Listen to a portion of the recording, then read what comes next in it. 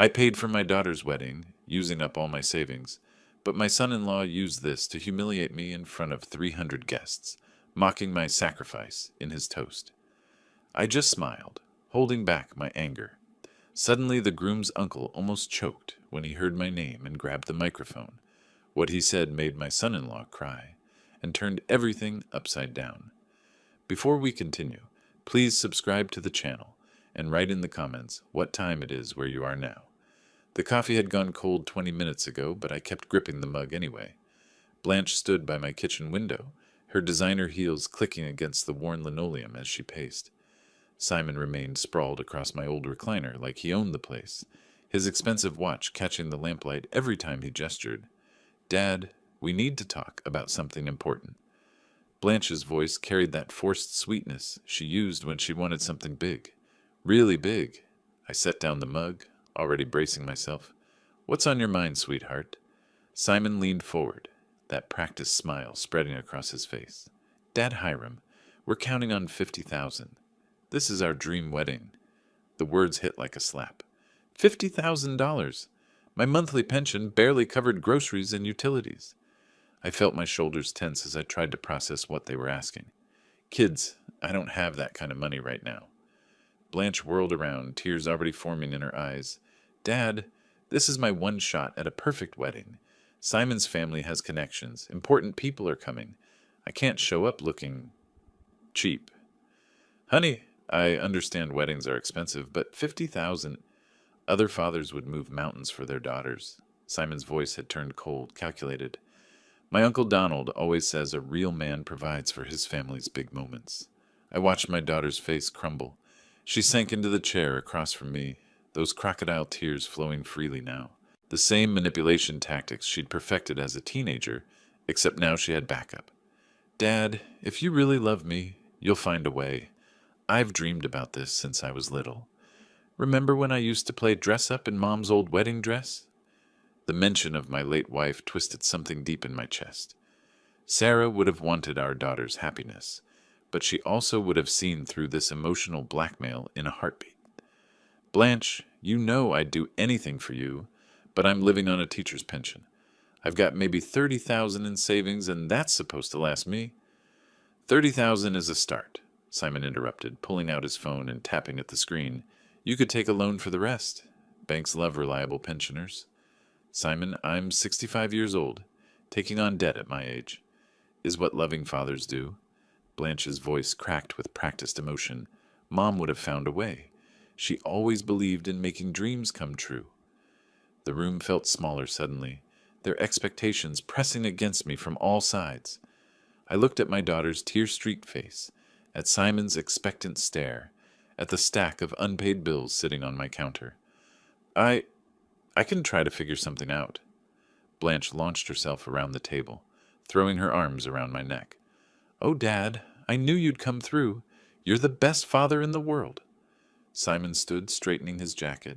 "We'll need confirmation by next week.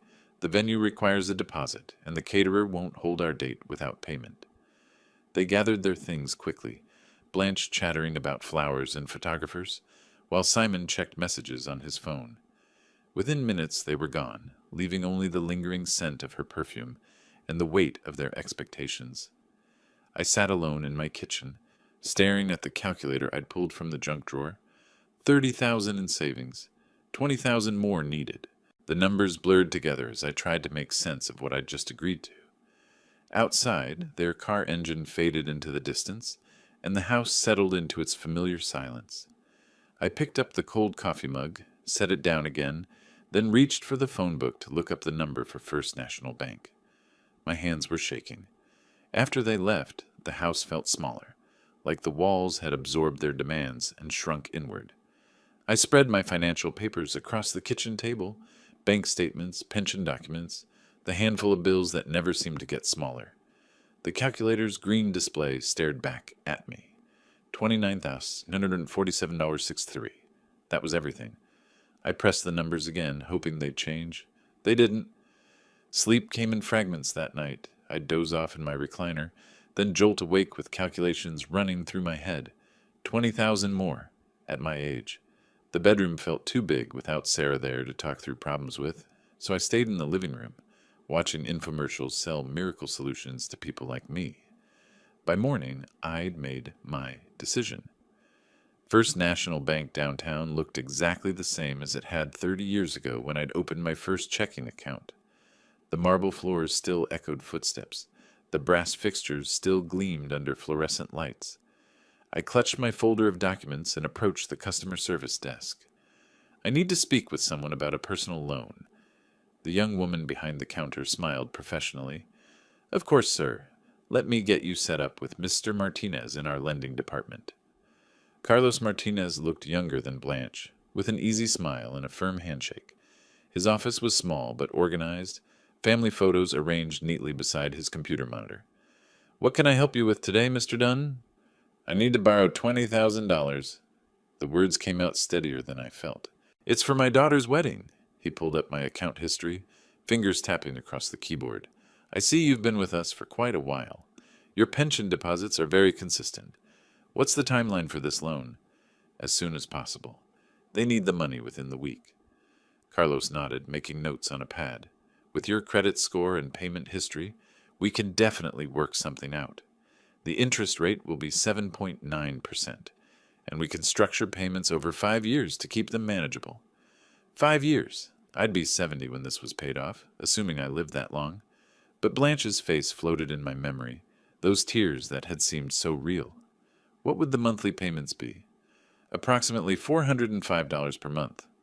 More than my grocery budget, more than my utility bills, but doable if I cut back on everything else. No more dinners out, no more small luxuries. Just bare bones living until the debt was cleared. I'll take it. The paperwork took an hour. Forms, signatures, disclosures about interest rates and late fees. Carlos walked me through each page patiently, probably used to older customers who needed extra time to process financial commitments. The funds will be available in your account by Friday morning, Mr. Dunn. I thanked him and walked back to my car, feeling simultaneously lighter and heavier. Lighter because I could give Blanche what she wanted. Heavier because I'd just mortgaged my remaining years for one day of celebration. The drive home took me past the community college, where I'd taught for 3 decades. Students hurried across the campus quad, backpacks slung over shoulders, their whole lives ahead of them.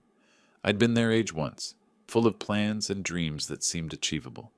30 years of teaching, and this is what I have left to show for it. A pension that barely covers basics, and a daughter who sees me as a bank account. But maybe that was unfair. Blanche loved me, I was certain of that. Sometimes love just got tangled up with need and expectation. Sarah used to say I was too soft with our daughter, always giving in when she pushed. Maybe she'd been right. Friday morning came with an email notification. Deposit processed, $20,000. I stared at the screen for a long moment, then picked up the phone to call Blanche. Dad, perfect timing. I was just looking at flower arrangements with the wedding planner. Honey, can you and Simon come over this afternoon? I have some good news about the wedding funding. Her shriek of excitement nearly burst my eardrum. Oh my goodness, yes, we'll be there at 3. Dad, you're amazing. I hung up and looked around my modest living room. In a few hours, I'd hand over their dream and seal my own financial fate. The weight of the decision settled in my chest like indigestion, but it was too late for second thoughts now. The morning stretched ahead of me, filled with nervous energy and the need to prepare for what came next. They arrived at exactly 3 o'clock, Blanche practically bouncing on her toes as she hugged me at the door. Simon followed behind, carrying a leather portfolio that probably cost more than my monthly pension. So? Blanche perched on the edge of my couch, eyes bright with anticipation. Don't keep us in suspense. I settled into my recliner with the bank documents folded in my lap. I secured the funding, all $50,000. Simon raised an eyebrow, clearly impressed despite himself. How did you manage that? I liquidated my savings and took out a personal loan for the remainder.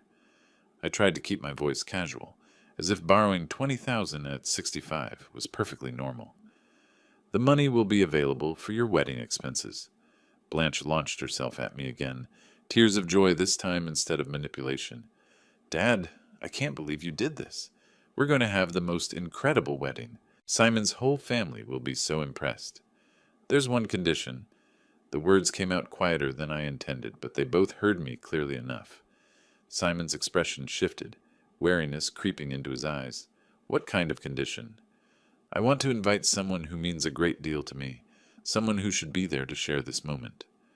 Blanche pulled back from the hug, confusion replacing her earlier joy. What person? Dad, this is our wedding.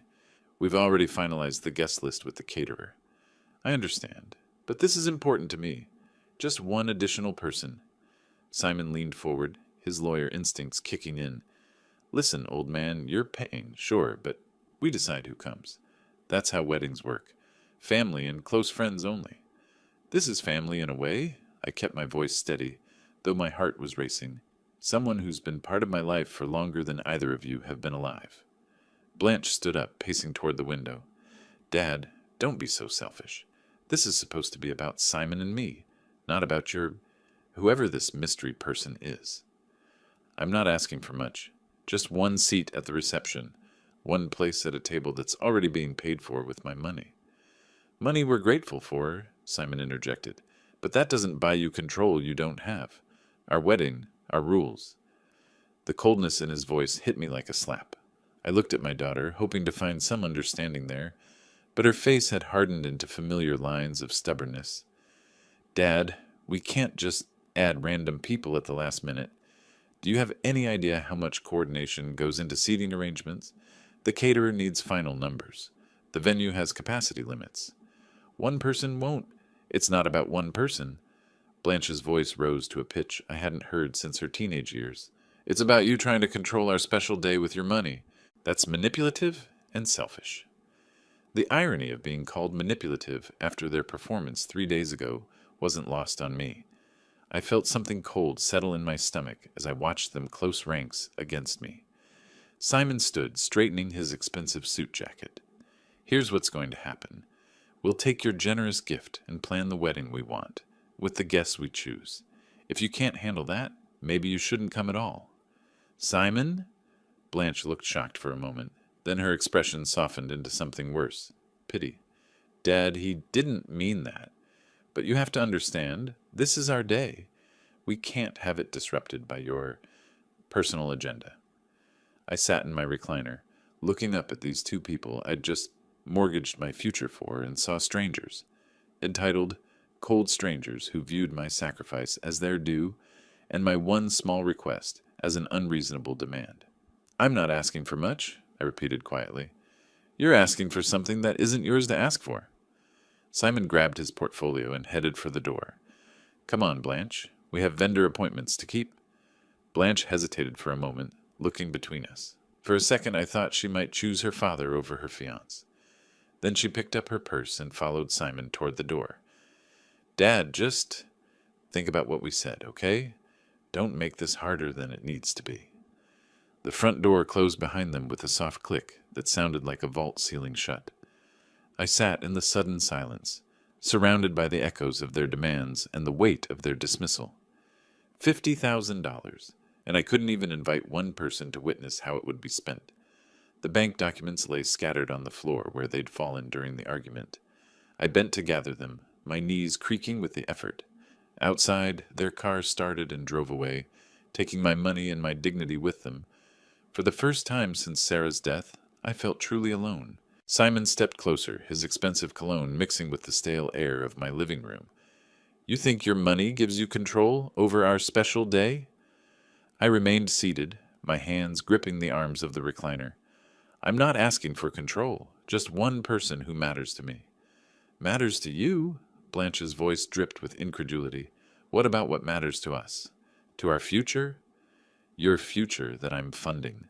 The words slipped out before I could stop them. Simon's eyes narrowed, and I watched my daughter's face flush with anger. Funding? She laughed, but there was no humor in it. Dad, you're not funding anything. You're making a gift to your daughter on the most important day of her life. That's what fathers do? Exactly.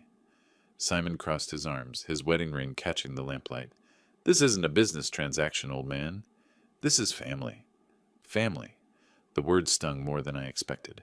I looked around my modest living room, the same furniture Sarah and I had bought 30 years ago. The family photos where Blanche smiled at me with genuine love.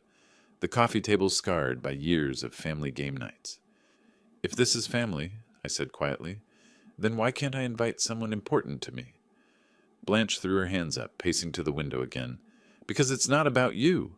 Can't you see that? This is Simon's and my day. Our friends, our choices, our celebration. Paid for with my sacrifice. Sacrifice? Simon's laugh was harsh. You mean your obligation, your privilege to be part of your daughter's happiness. I felt something cold settle in my chest. These weren't the words of grateful children receiving a generous gift. These were the demands of entitled strangers who viewed my contribution as their due. I liquidated my life savings, I said, my voice steadier than I felt. I took out a loan that will take years to repay, all so you could have your perfect wedding. Asking for one guest seems reasonable. Blanche spun around, tears flowing again. Now you're guilt-tripping us? Making us feel bad about accepting your gift? Gift? The word came out sharper than I intended. Blanche, this isn't a gift. This is me mortgaging my future so you can impress people who don't even know I exist. Simon moved to Blanche's side, his arm sliding protectively around her waist. Listen carefully, Dad Hiram. We appreciate your contribution, but appreciation doesn't mean surrendering our autonomy. We decide the guest list. We decide the atmosphere. We decide what kind of wedding we want. And if I can't accept that? They exchanged a look, quick, calculating, unified. When Simon turned back to me, his expression had hardened into something I'd never seen before. Then maybe you don't need to be involved at all. The silence stretched between us like a chasm. I stared at my daughter, waiting for her to contradict her fiancé, to defend her father, to remember 32 years of love and sacrifice. Instead, she nodded. Dad, if you can't be happy for us without trying to control everything, maybe Simon's right. Maybe you should just step back. Step back from my own daughter's wedding, from the celebration I was funding with money I didn't have. I stood slowly, my knees protesting. I see. Simon grabbed his portfolio, his movements sharp with irritation. Good. I'm glad we understand each other. Blanche hesitated at the door, looking back with something that might have been regret. Dad, you can still come to the wedding. Just don't make it about you. Don't make it about me. The man paying $50,000 shouldn't make it about himself. They left without another word, the door closing with that same soft click that somehow sounded final. I stood in my living room, surrounded by the silence they'd left behind and the weight of their contempt. The bank documents lay scattered where they'd fallen during our argument. I bent to collect them, reading the terms and conditions I'd agreed to. $405 per month for 60 months. $20,000 plus interest, to be paid by a 70-year-old man on a fixed income. All so my daughter could tell me to step back from her life. For the first time since Sarah's funeral, I felt truly abandoned. The weeks that followed blurred together like watercolors in rain. April arrived with its usual promise of renewal, but inside our family dynamic, something had withered beyond repair. My phone rang less frequently now. When Blanche did call, it was about logistics. Caterer deposits, venue confirmations, vendor payments. Never about input, never about preferences, always about money. Dad, we need the florist deposit by Thursday. Her voice carried the brisk efficiency of a business transaction. $2,000 should cover the arrangements we selected. I didn't ask about the arrangements. After the confrontation at Petals and Stems, where my suggestion of simpler centerpieces was met with visible embarrassment, I'd learned to keep quiet. The ones you chose are fine, I'd said that day, watching the florist quote prices that made my pension look like pocket change. Blanche had exchanged a look with Simon, that familiar eye roll reserved for out-of-touch parents. Dad, your taste is just different from what we're going for. Different. The word had followed me through subsequent meetings with vendors who addressed their questions to the couple while I sat with my checkbook. A silent financial resource in an expensive suit I'd bought for the occasion. The caterer's office smelled of garlic and fresh herbs, but the aroma couldn't mask the bitter taste of being ignored. Simon spread menu options across the conference table, while Blanche pointed to selections that cost more per plate than I spent on groceries in a week. We don't want to look cheap in front of our friends, she explained to the caterer, as if I weren't sitting 3 feet away. Quality is more important than budget. Easy to say when someone else's budget was footing the bill. By mid-April, the exclusions had become systematic. Wedding planning meetings happened without me, my input replaced by cheerful summaries delivered over hurried phone calls. Everything's going perfectly, Dad. The venue coordinator loves our vision. Our vision, never ours, always theirs. I'd driven to the Oakwood Manor alone one afternoon, curious to see where my $50,000 would be spent. The ballroom was elegant. Crystal chandeliers, polished marble floors, floor-to-ceiling windows overlooking manicured gardens. Beautiful and expensive, exactly what they'd wanted. The event coordinator, a polished woman named Michelle, showed me around with professional courtesy. Your daughter and her fiancé have excellent taste.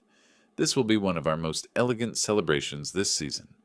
I nodded, imagining Blanche in her wedding dress, Simon in his tuxedo, surrounded by 300 guests who would never know the sacrifice behind their perfect day. Are you excited about the wedding? Michelle asked as we finished the tour. Excited wasn't the word I'd use. Resigned, maybe. Melancholy, certainly. It'll be beautiful, I said instead. The music selection meeting was my final attempt at participation. I'd arrived at the DJ's studio with a few suggestions. Songs Sarah and I had danced to, classics that held meaning for our family. Simon listened to my first suggestion for exactly 30 seconds before cutting it off. This is our generation's music, not yours. We want something that reflects who we are. Who they were, apparently, had nothing to do with where they'd come from. Late April brought the final insult disguised as consideration. Blanche called on a Tuesday evening, her voice artificially bright. Dad, we've decided to handle the remaining details ourselves. You've done so much already, and we don't want to stress you with all the little decisions. The little decisions. Like whether her father would have any voice in the wedding he was funding. We'll handle everything from here, she continued. You just worry about showing up and enjoying the celebration. Showing up, like a guest at someone else's party, which I was beginning to realize was exactly what I'd become. May arrived with a formal invitation in my mailbox, addressed to Mr. Hiram Dunn, in elegant calligraphy. No father of the bride, no special recognition, just another name on a list of 300 people invited to witness what my sacrifice had created. The invitation sat on my kitchen table for 3 days before I opened it, already knowing what I'd find inside. Beautiful cardstock, expensive printing, perfect grammar, requesting my presence at their celebration. My presence, not my blessing, not my joy, just my attendance at an event where I'd be as invisible as I'd become in the planning process. I RSVP'd with a single word, attending. The morning of May 10th arrived with perfect weather, cloudless sky, gentle breeze, temperatures in the mid-70s. The kind of day Sarah would have called heaven sent for a wedding. I dressed carefully in my best suit, the same one I'd worn to parent-teacher conferences and Blanche's college graduation. The mirror reflected a man who looked older than his 65 years, weathered by months of rejection and financial stress. St. Matthew's Church sat on the corner of 5th and Main, its Gothic spires reaching toward that perfect sky. Cars already filled the parking lot when I arrived at 1:30, 30 minutes before the ceremony. I recognized none of them, expensive vehicles that matched their owners' elevated social status. Inside, the church blazed with flowers. White roses and lilies covered every surface, their fragrance mixing with the scent of polished wood and burning candles. My $2,500 for florals had bought something truly spectacular. You can sit anywhere you like, an usher told me, his arm gesturing vaguely toward the pews. I'd expected to be seated in the front row, the traditional place for the father of the bride. Instead, I found myself directed toward the back, behind clusters of guests who whispered excitedly about the upcoming ceremony. The front rows filled with people I didn't recognize, Simon's colleagues, Blanche's co-workers, friends from their shared social circle. The second row held what appeared to be extended family from Simon's side, including a distinguished older man who commanded attention and deference from those around him. Donald Reed, I realized, Simon's uncle, the successful restaurateur, who'd built a small empire of upscale establishments, the man whose approval seemed to matter more than mine. Organ music swelled through the sanctuary as the processional began. Simon took his position at the altar, handsome in his tailored tuxedo, flanked by groomsmen who looked like they'd stepped from a magazine spread. Blanche appeared at the church's entrance, and even through my hurt, I had to admit she looked radiant. Her dress flowed like water, the beadwork catching light from the stained glass windows. This was my little girl, grown into a beautiful woman, about to start her new life. She walked alone down the aisle, her bouquet of white roses steady in her hands. No father to escort her, no recognition of the man who'd raised her, loved her, sacrificed for this moment. I'd imagined walking her down that aisle 1,000 times over the years. In those dreams, she'd held my arm tightly, tears of happiness in her eyes, whispering how much she loved me as we approached the altar together.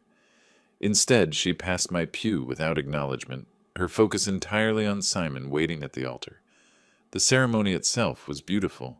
The officiant spoke about love and commitment, about honoring parents and building new families. Blanche and Simon exchanged vows they'd written themselves, promising devotion and partnership in voices that carried to every corner of the sanctuary. "I promise to honor the family that shaped you," Simon said, his voice clear and confident, "and to build a new family that reflects our love." Honor the family that shaped her. The words echoed through the church, while the man who'd actually shaped her sat invisible in the back row. Rings were exchanged, traditional words spoken, and finally the officiant pronounced them husband and wife. Simon kissed Blanche as applause filled the sanctuary, camera flashes capturing their joy for posterity. Through it all, I sat silent, witness to the celebration my sacrifice had funded, surrounded by strangers who would never know the price of their beautiful afternoon.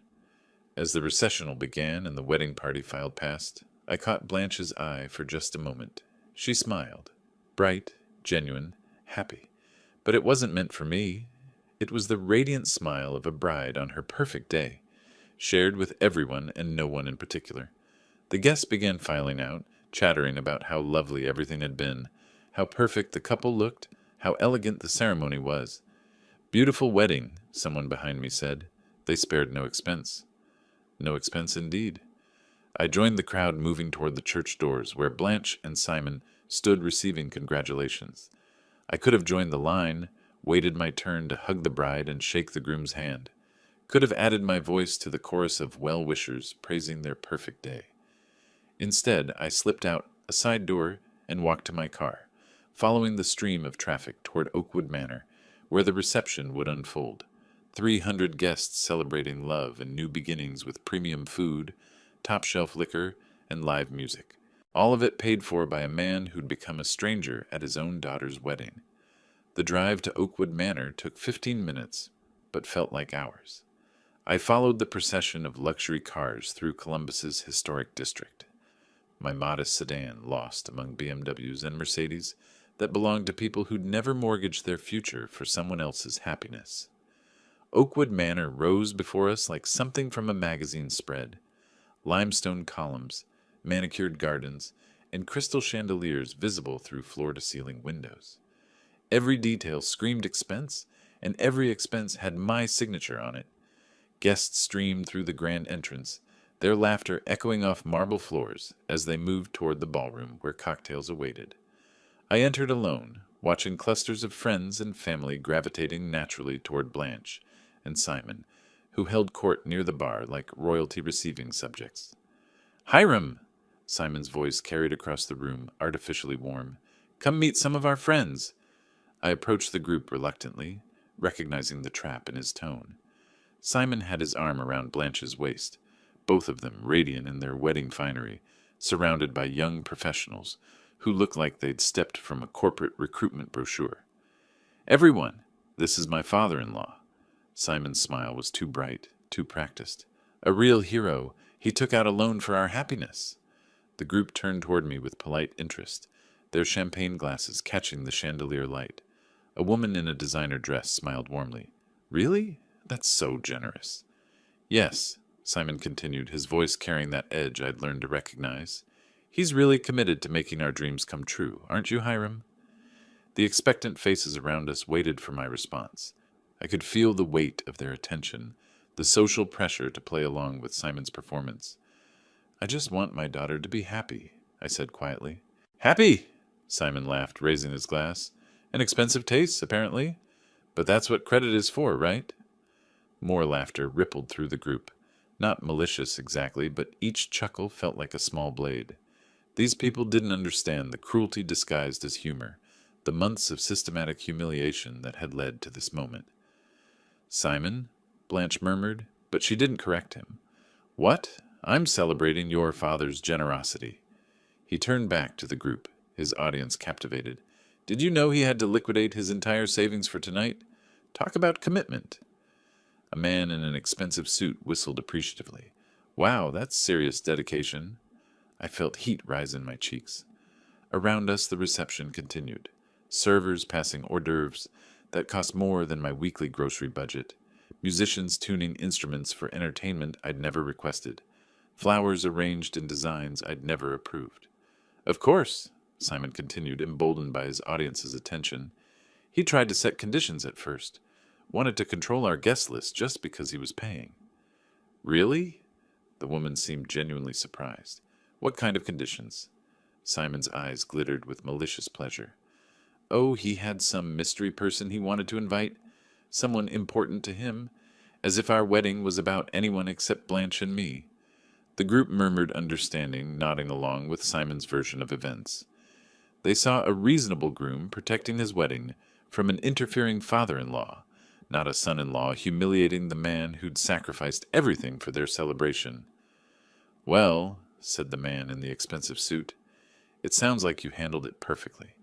The wedding should be about the couple. Exactly, Simon beamed, draining his champagne. Though I have to admit, having someone else foot the bill does make everything easier. More laughter, more casual cruelty disguised as appreciation.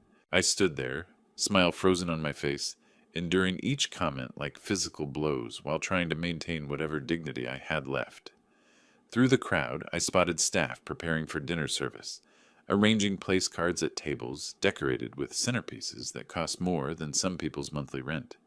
Everything beautiful, everything perfect, everything paid for with borrowed money I'd be repaying until I was 70 years old. Speaking of which, Simon said, checking his watch, my Uncle Donald should be arriving soon. Wait until you meet him. Now there's a man who knows how to celebrate family properly.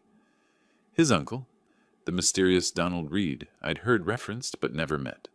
Simon's voice carried genuine warmth when he mentioned the man, a respect he'd never shown me despite everything I'd done. He raised me after my parents died, Simon explained to the group. Built a restaurant empire from nothing. Real success story. Success story, unlike the retired teacher standing before them apparently. The group began dispersing as dinner preparations intensified, but Simon's words lingered in the air like smoke. I watched him move through the crowd, confident and cruel, anticipating his uncle's arrival while dismissing the man who'd made his perfect evening possible. Around me, 300 guests enjoyed cocktails and conversation, preparing for an elegant dinner and evening of celebration. None of them knew the true cost of their champagne and caviar, but perhaps that was about to change. 2 hours into the reception, the atmosphere had settled into elegant sophistication. Guests moved between cocktails and conversation, their voices creating a pleasant buzz beneath the classical music I'd paid for but never chosen. Simon checked his watch repeatedly, his excitement building toward something I didn't yet understand. He should be here any minute, he told Blanche, straightening his bow tie for the 3rd time in 5 minutes. She squeezed his arm reassuringly.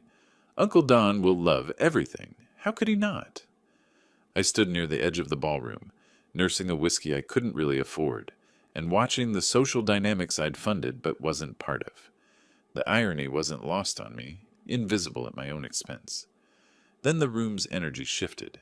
A distinguished man appeared in the doorway, and conversations paused as heads turned toward him. He carried himself with the confidence of someone accustomed to commanding attention. Silver hair perfectly styled, expensive suit that fit like it was made for him, eyes that seemed to catalog everything with sharp intelligence. Donald Reed had arrived. Simon practically vibrated with excitement, abandoning our conversation mid-sentence to hurry toward his uncle. I watched the reunion. Warm embraces, genuine affection, the kind of familial bond I'd once shared with Blanche before money and manipulation poisoned it. "Everyone," Simon's voice carried across the ballroom, "I want you to meet my Uncle Donald, the man who made me who I am." The crowd pressed closer, drawn by celebrity magnetism.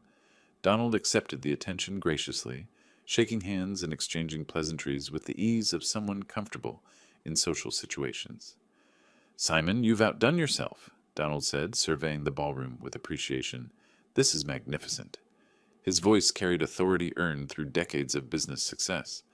I found myself studying him from across the room, trying to understand what made this man so important to my son-in-law. "Uncle Don, you're going to love meeting everyone," Simon beamed.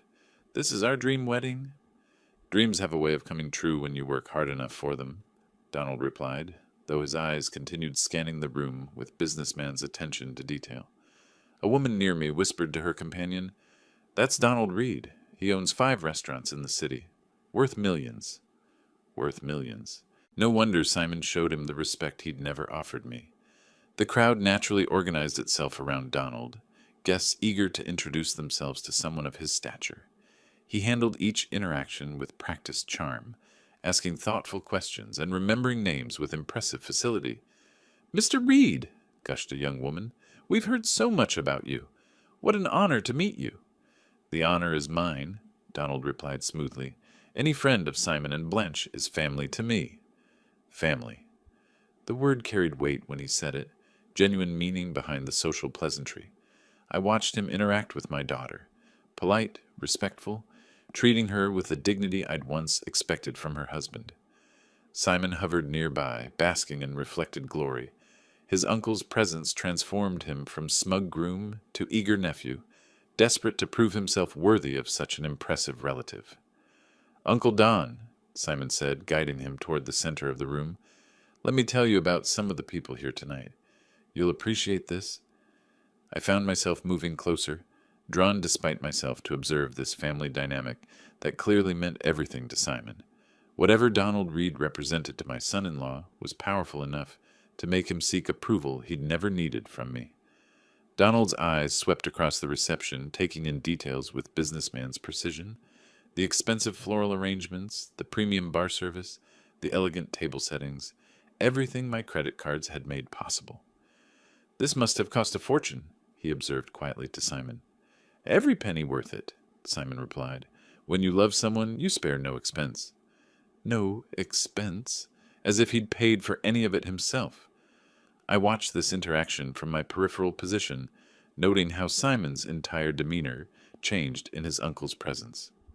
Gone was the casual cruelty he'd shown me, replaced by almost childlike eagerness for approval. "You've built something beautiful here," Donald continued, his hand on Simon's shoulder. "Your parents would be proud." The mention of Simon's deceased parents brought visible emotion to my son-in-law's face. Whatever tragedy had brought these two together clearly created bonds deeper than I'd realized.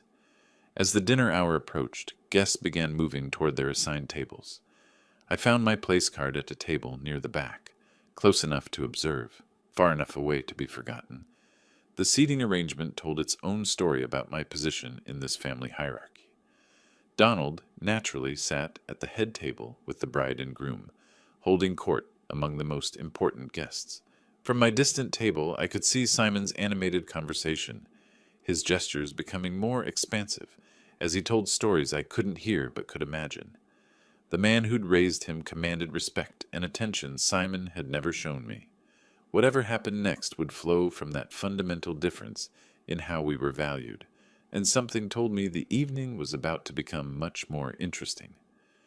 An hour after Donald's arrival, Simon had transformed into someone I barely recognized.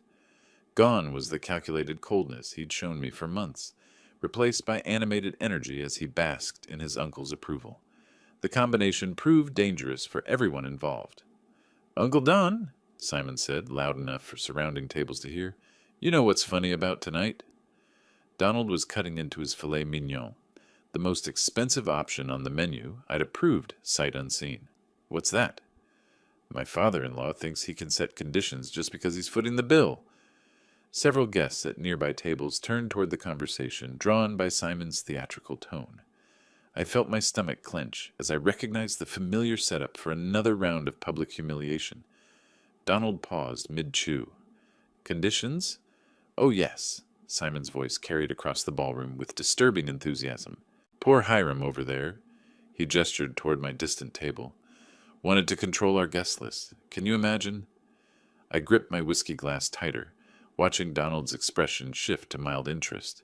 He followed Simon's gesture, his eyes finding me for the first time that evening. He actually had the nerve to demand we invite some mystery person, Simon continued, warming to his theme. Someone important to him, as if our wedding was about anyone except Blanche and me. Laughter rippled from the surrounding tables. Guests who'd been enjoying their expensive dinners now had entertainment to go with their meals, courtesy of my humiliation. That does seem inappropriate, someone commented from a neighboring table. Right? Simon beamed at the validation. I told him, this is our day, our celebration, our choices. Just because you're paying doesn't mean you get to play puppet master. More laughter, more casual cruelty disguised as reasonable boundary setting. I sat frozen in my chair, watching my son-in-law perform for his beloved uncle, using my pain as material. Donald's expression had grown thoughtful, his businessman's instincts apparently picking up on something in the dynamic. And he accepted that? Eventually, Simon's confidence was building with each laugh, each nod of approval from his audience. Though I have to admit it took some convincing. Poor man had to take out a loan for all this luxury you see around us. He swept his arm dramatically, encompassing the ballroom's elegance, the crystal, the flowers, the 5-course meal being served by professional waitstaff. Alone? Donald's voice carried a note I couldn't identify. Oh yes, Hiram Dunn had to liquidate his entire savings and borrow $20,000 just to afford his daughter's happiness. Simon's voice rang with cruel amusement. Talk about financial commitment. The name hit the air like a physical force. I watched Donald's face change, subtle but unmistakable shift from mild interest to sharp attention. His fork remained suspended halfway to his mouth as he processed what he'd just heard. What did you say his name was? Donald's voice had gone quiet, controlled. Simon, oblivious to the change in his uncle's demeanor, continued his performance. Hiram Dunn, sweet old guy, really, just completely out of his depth with modern wedding expenses, had to explain to him several times that this isn't the 1980s. Quality celebrations require serious investment. The laughter around us began to feel forced, uncomfortable. Some guests were starting to recognize the cruelty in Simon's words, the inappropriateness of mocking someone who'd sacrificed so much. But Simon, intoxicated by what he interpreted as his uncle's attention, pressed on. The best part is he still thinks he should have a say in how we spend his money. Had to set him straight about who makes the decisions in this family. Donald had gone completely still. His eyes remained fixed on Simon, but something behind them had changed fundamentally. The warmth, the pride, the familial affection, all of it transforming into something much colder. Hiram Dunn, Donald repeated, his voice barely above a whisper. That's right, Simon raised his champagne glass in a mock toast. Here's to fathers-in-law who know their place, writing checks and staying quiet. The surrounding tables erupted in uncomfortable laughter, but I noticed several guests exchanging glances, their discomfort becoming visible. Even Blanche looked uncertain, perhaps sensing that Simon had crossed a line she hadn't quite identified. Donald set down his fork with deliberate precision. His eyes found mine across the crowded ballroom, and for a moment time seemed suspended. Recognition flickered in his expression, not just of my name, but of something deeper, more significant, something that was about to change everything. As the evening settled into the reception's final phase, servers cleared dessert plates, while guests lingered over coffee and after-dinner drinks. The master of ceremonies tapped his champagne glass, calling for attention across the ballroom. Ladies and gentlemen, we'll now hear from the groom. Simon practically bounced to his feet, his face flushed with wine and the intoxication of his uncle's presence. He moved toward the microphone with the confidence of a man who believed he commanded the room, unaware that his next words would destroy everything he thought he understood about himself. Thank you, everyone, His voice boomed through the sound system. "What an incredible evening we've shared together." Polite applause rippled through the crowd. I sat at my distant table, bracing myself for whatever fresh humiliation he had planned. Donald remained at the head table, his champagne glass untouched, his eyes fixed on his nephew with an expression I couldn't quite read. "I want to thank everyone who made this magical day possible," Simon continued, his voice carrying that familiar edge of performance. "My beautiful bride, our wonderful friends, and especially—" He paused dramatically, surveying the room like a comedian timing his punchline. "Especially my father-in-law, who showed such dedication to our happiness." A few guests chuckled uncertainly. Simon's smile widened, encouraged by the response. "Seriously, folks, let me tell you about commitment." His voice grew stronger, more theatrical. How many fathers would liquidate their entire life savings for their daughter's wedding? More laughter, though I noticed several guests shifting uncomfortably in their seats. "But that's not all." Simon raised his champagne glass higher. "When that wasn't enough, this dedicated man took out a personal loan at 65 years old." The laughter was becoming forced now, guests beginning to recognize the cruelty beneath the supposed gratitude. "Ladies and gentlemen, let's raise our glasses to Hiram Dunn, the man who mortgaged his golden years for our golden day." I felt the familiar burn of public humiliation, but something had changed in me during these months of systematic degradation. The shame felt distant now, replaced by a cold clarity about who Simon really was. "And the best part," Simon continued, his voice rising with cruel enthusiasm, "is how generous he was about our little disagreements. He wanted to control our guest list, can you believe it? As if paying for something gives you a say in how it's used." The ballroom had grown quieter. Even those who'd laughed earlier seemed uncomfortable with this level of public mockery. "But don't worry about old Hiram," Simon's voice carried across the silent room. "After tonight, Blanche and I promise we'll never have to live so modestly as he does. We'll make sure his sacrifice really pays off for us." That's when it happened. Donald Reed, who'd been sitting motionless through Simon's performance, suddenly lurched forward. His champagne glass hit the table with a sharp crack, the contents spilling across the white tablecloth like blood. "Stop!" The word exploded from him with such force that Simon actually staggered backward. "Give me that microphone!" The ballroom fell into complete silence. 300 guests turned to stare at the distinguished businessman who just interrupted the groom's toast with shocking intensity. Simon stood frozen at the microphone, confusion replacing his cruel confidence. "Uncle Don, what's—" "The microphone, Simon." Donald's voice carried absolute authority. "Now." Simon's hand trembled as he extended the microphone toward his uncle. The confidence that had carried him through months of tormenting me evaporated in the face of Donald's obvious fury. Donald rose from his chair with deliberate precision, his movements commanding the attention of every person in the room. When he spoke, his voice carried the weight of moral authority that comes from a lifetime of earned respect. "There's something you all need to know." The silence in the ballroom was absolute. Waitstaff stopped clearing tables. Guests held their breath. Even the musicians had gone quiet, sensing that something profound was about to unfold. Donald's eyes found mine across the crowded room, and for the first time all evening I saw something that looked like recognition, something that looked like respect, something that was about to change everything.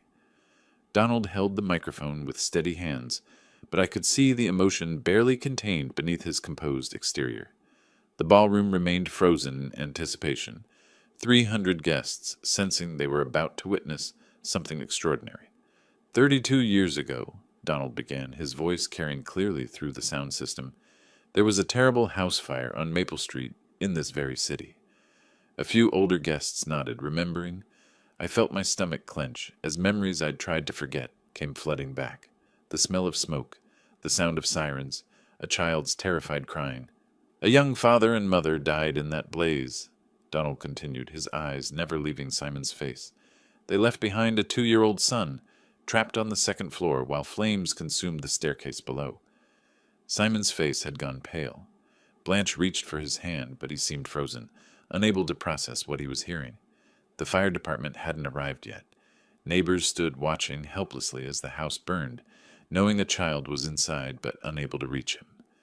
Donald's voice grew stronger, more passionate, but one man, a complete stranger, heard that little boy's cries and didn't hesitate. My hands were shaking now. I could see that burning house as clearly as if it were yesterday. The orange flames licking at broken windows, the desperate sound of a child's voice calling for help that wasn't coming fast enough. This stranger ran into that burning building without thinking about his own safety.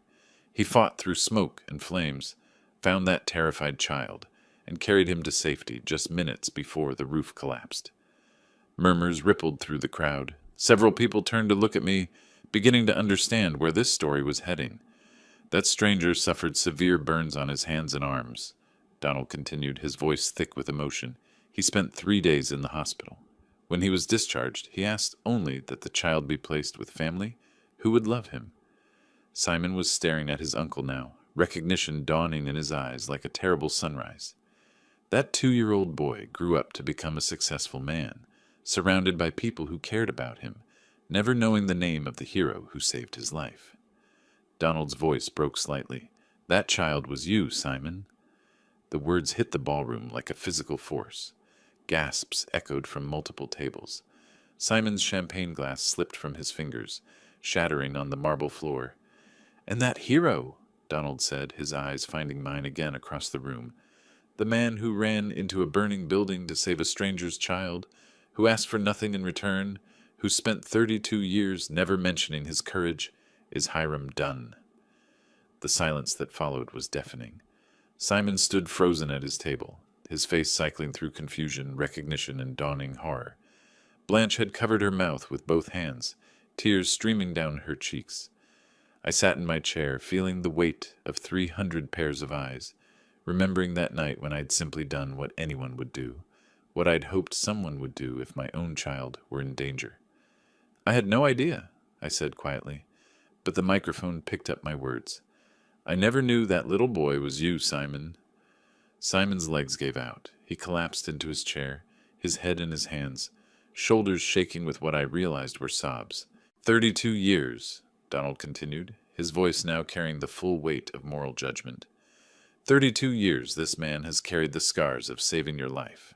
And tonight, I've watched you mock him, humiliate him, treat him like a burden. The very man who gave you every breath you've taken since you were 2 years old. The crowd had begun to stir, whispers growing louder as the full implications sank in. The expensive reception funded by a hero's sacrifice. The cruel jokes aimed at the man who'd risked everything for a stranger's child. "Every dollar this man spent on your wedding," Donald said, his voice rising, "every sacrifice he made, every humiliation he endured, he did it for the same reason he ran into that burning building 32 years ago. Because that's who he is. A man who puts others before himself, even when they don't deserve it." Simon looked up from his hands, his face streaked with tears, his eyes finding mine across the ballroom. In that moment, I saw not the cruel man who'd tormented me for months, but the frightened child I'd carried from that burning house so long ago. And despite everything he'd put me through, my heart broke for him. Simon rose from his chair on unsteady legs, his face transformed by the weight of recognition. The cruel confidence that had defined him all evening was gone, replaced by something raw and broken and real. He walked toward me slowly, each step carrying the burden of months of cruelty he was finally beginning to understand. The 300 guests watched in absolute silence as he approached my table. "Hiram!" His voice cracked as he spoke my name. Please forgive me." I stood to meet him, this man I'd saved as a child and who'd tormented me as an adult, seeing now how the scared little boy still lived somewhere inside the successful businessman. "You didn't know, son," I said quietly. "None of us knew the connection. But I should have known better anyway." Simon's words came in a rush, tears streaming down his face. "You gave me everything. The money, your savings, your dignity, and I threw it back in your face. I treated you like you were nothing when he was everything." Donald's voice carried from the microphone. "The reason you're alive to stand here tonight." Simon dropped to his knees in front of me, this proud man humbling himself before the entire gathering. I don't know how to make this right. I don't know how to take back the things I said, the way I treated you. I reached down and helped him to his feet, feeling the eyes of everyone in the ballroom watching this moment of grace and redemption. You stand up, I said simply. You be better than you were. That's how you make it right. Simon nodded, wiping his eyes with his sleeve, then turned to face the crowd. His voice, when he spoke, carried none of the arrogance that had characterized his earlier toast. I need that microphone back, he said to his uncle. Donald handed it over without a word, pride and pain mixing in his expression as he watched his nephew begin the long journey toward becoming the man he'd hoped to raise. Simon took the microphone with shaking hands. Ladies and gentlemen, his voice was rough with emotion, everything I said earlier tonight was wrong. Worse than wrong. It was cruel and ungrateful and completely backwards. He turned to look at me, his eyes still bright with tears. This man, Hiram Dunn, is not just the father of my beautiful wife. He's not just the generous soul who funded this incredible celebration you see around you.